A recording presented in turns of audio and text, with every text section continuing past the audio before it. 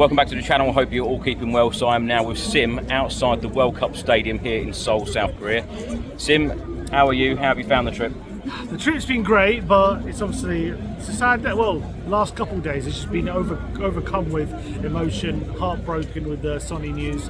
Look, the trip's been amazing. Korea, the Korean people have been incredible. They've been so welcoming. Second time here, and I've loved every minute of it. But yesterday, waking up to that news here in Korea was really something I didn't expect. Look. When we knew there was something going on with Son, but I didn't expect an announcement and it was all going to happen on the Korea tour. I thought maybe we'd hear about it later, but yeah, it's just a lot of emotions to wrap your head around, isn't it? I suppose for him, it's perfect in the fact that he says goodbye to everyone in his home country. And I suppose he's done it in the way that he wanted to. That's also true. And yeah, he's going on his own terms. He's the one making decisions. He's not being forced out. He's going somewhere where he wants to go, it seems, as well. LA is apparently they've got the most Koreans there, I think outside of Korea, apparently. So it's going to be like a home away from home for him, which he's going to enjoy. Part of me feels like, as much as I understand he's 33 and he's not getting any younger, could he have gone to a more competitive league? Does he have more left in the tank? But look, I'm just looking at it from my point of view. Maybe behind the scenes, is he struggling too much of injuries? Is his body failing to keep up? I don't know that thing. I'm only speculating. But I thought when I saw him, I know he didn't have the best season, but he's still got 22 goal contributions in all competitions. So this guy is still picking up numbers. He's still regularly doing things. So part of me is like, is he ready for that in MLS? But look, he's decided to go there, so he goes with all our blessing. I was asked yesterday to give one of my favourite memories of Son. I reeled off about 10. Yeah, I know. It's hard. Give me some of yours. Definitely. Obviously, they got the famous ones like the Preseason award and all that kind of stuff. Winning the Golden Boot was special. I remember I was on my birthday on the Golden Boot, and he won the Golden Boot that day against Norwich in 5-0 win. And I think some real special ones. I think he doesn't get enough credit for what a big game player he was. He gets no credit for the amazing goals he scored and stuff, but goals against Arsenal in lockdown, that goal, under Mourinho, that was one of the best goals I've seen in the North London derby. I think the goal in the quarter-final against Man City, I think that goal, when you think about our run to the Champions League final, that goal gets overlooked a lot for its importance, winning that game 1-0, getting that goal later on when Kane went off injured and we were struggling. He stepped up, got the ball in and was able to get in the back of the net. He's always the one to be a first, first goal under Mourinho, first goal in the new stadium, first goal under Nuno, I think first goal under Conte as well. Like he's a man of firsts. He gets everyone's first goal. So he's just such a special person, and so many special moments that he always feels like he steps up in the right moments, Sonny. And whether it be a special goal or important goal, he's always there. Have you seen a footballer smile more than him? Never. Not even close. Not even close. He smiles so much that during this tour, when he's not been smiling, it's a story. It's like, why is he smiling? Like, that's what he's known for. So I'm going to miss that smile, that's for sure. It'd be nice to see him score a goal today as well. And what a goal he scored in training yesterday. Yes, I actually uploaded a clip. Oh, you mean the one in the one-on-one? Well, there's that one. But the top corner. There was one in the top corner where he was doing shooting practice. Yeah. I uploaded a little clip of that. That was like, okay, see, he still has it. He still has that. And I'm really praying he gets that goal and a proper send-off. I wonder if he'll play 90 minutes or he'll get a standing ovation getting taken off. Because, Frank has a bit of a balancing act. Yeah. Because he's got a bit of a balancing act to contend with, because we've got big games coming up. Yeah, we have.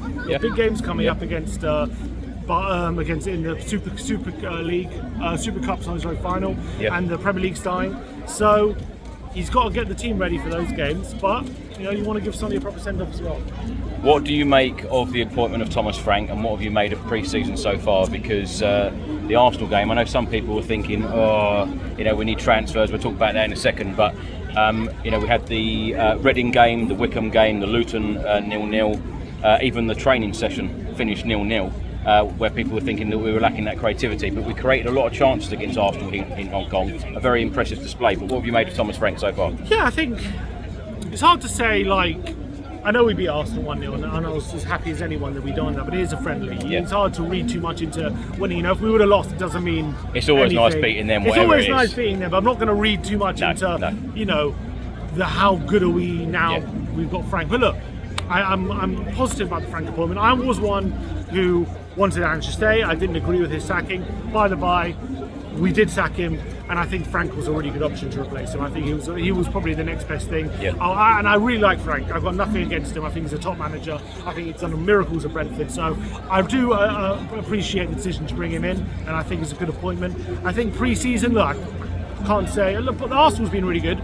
The double header last week against the League One sides was not that good. But look, it's pre-season. You're getting up to speed with things. I think the biggest difference for sure is a bit more defensive solidity. I think we've seen, and set pieces. Set pieces clearly a difference from how we're doing things at set pieces. You know, making things difficult for the goalkeeper. You know, against Arsenal we hit the post twice directly from corners. That's no surprise. Raya was struggling to get near them because we're putting pressure on the keepers now, and that's a big difference. So I think those little marginal gains, those little subtle tweaks that Frank is known for, those so much into the detail, and I think we're seeing little things already from that. He's got the whistle in his hand. He's always got the notepad. He's always got the tactics board. That's also. I tell you what, Sim. One thing I've really noticed, particularly in these 2 open training sessions in Hong Kong and here, he just doesn't stop talking to the players. The communication level is second to none, and I don't think I've ever seen that much from a manager before. Yeah, and I think it's more, and I think the word I'd use is detail. Detail is exactly where he lives. He lives in the details, Frank. And you could see if a player is standing somewhere, he's always telling them, no, stand, somewhere, the exact position, all these different little tweaks. I can see in training he's doing work for throw-ins. Yeah. How many times have we had a throw and no one knows what they're doing? Yeah. All of a sudden it takes us 2 minutes because no one knows where to throw the ball. Frank's working on this stuff, little things. It seems basic, but those are little details that has got Frank to overperform at teams like Brentford. You've got to use every detail you have to succeed. So I agree with you. I think you can see in training he's got always tactical boards and all these different things. And also, if you listen to that, they released his pre-match speech against Arsenal, and you can hear the things he was talking about. It's very different to Ange. Now, Ange does things in a different way. I know we're comparing him because he was our last manager. Ange was more very philosophical, motivational about how you can find something else within the player. But Frank was stuck to details, drilling into exactly what he wants from the players out there, as opposed to trying to find emotions out of the player. And that's going to be a difference, I think. What do you want to see today against Newcastle? I want to see a goal from Son, that's for sure, and I want to see a bit more chances created. I want to see some more offensive play, because I think defensive solidity has been good. I think a droplet just landed right on your camera. I think defensive solidity has been good, but I think there you go. I want to see a few more chances created, maybe some shots on goal, some Kudus action as well. Judging on what I was looking at the open training yesterday, so I don't know if Kudus is going to start judging by what I saw from the bit of who knows if I can read into that. But I want to see a bit more attacking. I want to see that we can create more chances as well, because the chances we've been creating, more set pieces or counters, I want to see a bit more, ability to create chances from open play. Definitely. On that, the transfer window, the Morgan Gibbs-White deal fell through, obviously. Do you expect any more signings? I know Palhinha is just literally about to sign for Tottenham, but do you want to see any more signings, and what do we need?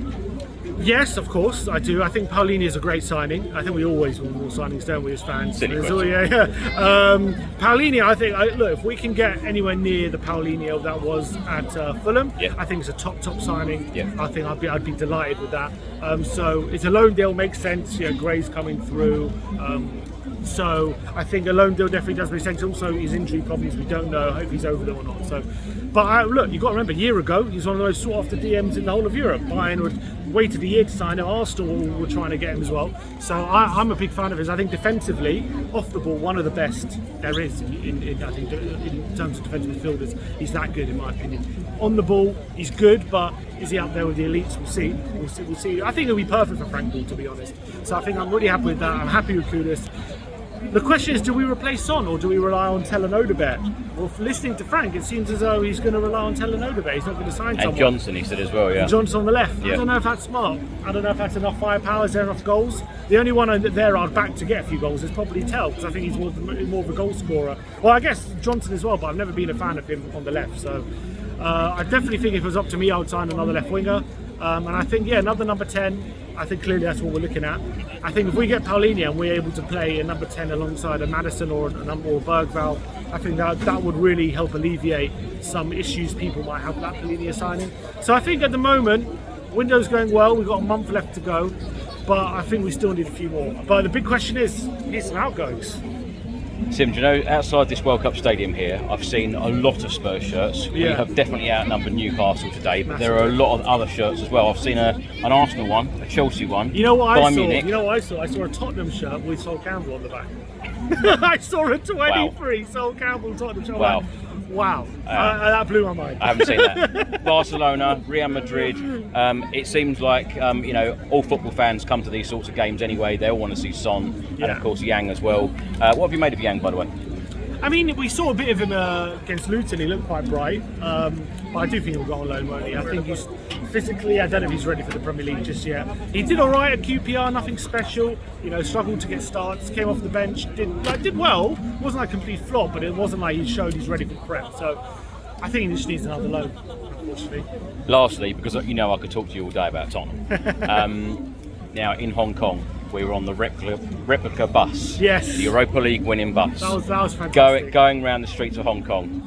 Talk to me about that, because that was brilliant, wasn't it? As James Blake said, we were going Guna hunting. We were going Guna hunting around Hong Kong, and that was fantastic, I have to say. Outside their hotel as well. Yeah, it was absolutely brilliant. We were just going around Hong Kong, trying to find Arsenal fans to troll, basically, essentially. Yeah. And that was a great experience. You lived for an hour, 45 minutes. We lived the life of a Tottenham player who'd won a trophy and doing an open-top bus parade. That was absolutely fantastic. That was a great experience. I'd love to have done that again. I think James went 5 times, I think. So I don't know if I think he wanted to go again. So I don't think he was sick of it by the end. But yeah, for sure, the Arsenal fans didn't appreciate, I think, bumping into us. and it's great, Sim, isn't it? Because we, obviously come from England, and we go to Hong Kong, come to places like South Korea, and the amount of fans here that come up and say hello to us because they enjoy our content. And also, one of the most common questions I get asked a lot is, do you know those twins? Do you get on with them too?